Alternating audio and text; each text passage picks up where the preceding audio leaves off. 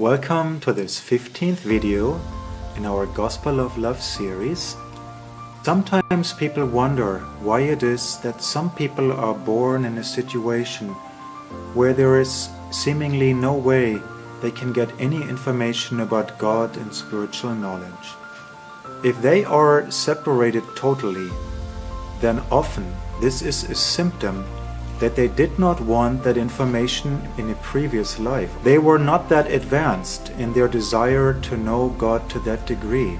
The person is born in a particular family due to their desires, their interests, and the karmic reactions.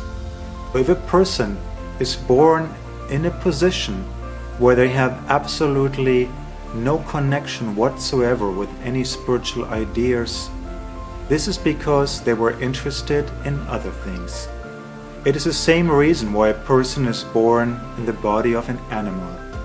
Each individual receives what they desired according to what they deserve. How a person can transcend the cycle of reincarnation and karma. When you leave your body, you're either going to be resurrected, you will go to the kingdom of God, or not. If you are still attached to the world of flesh and blood, then material nature will arrange it so that you can take on another material body. It is important to note that it is not God making this decision for us.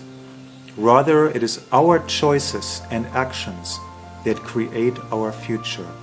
Jesus Christ gives us the key to transcending the wheel of birth and death.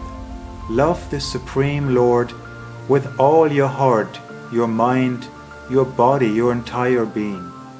As long as we live for ourselves that I am the center of the world and that if God exists, it is simply to serve me, as long as I live like that, then I must have good and bad karmic reactions coming back at me.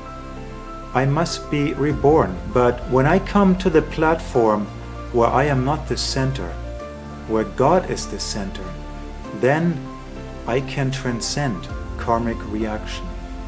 I can end the wheel of endless repeated birth and death. To go beyond this platform of repeated birth and death, we must again come to that platform where we are tasting happiness and the happiness of God, where our happiness is connected with the pleasure of God. Develop again our natural but now dormant affection and love for the Supreme Person.